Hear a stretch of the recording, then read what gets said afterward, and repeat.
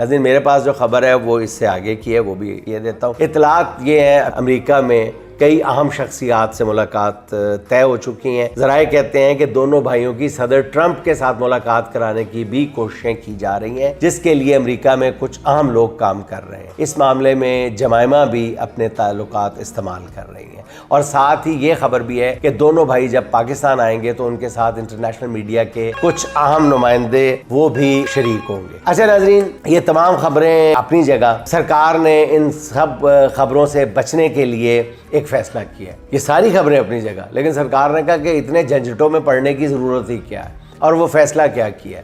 فیصلہ یہ کیا ہے کہ اگر امریکہ میں ان دونوں بھائیوں کی ملاقاتیں کامیاب رہیں تو دونوں کو پاکستان کا ویزا ہی نہیں دیا جائے گا۔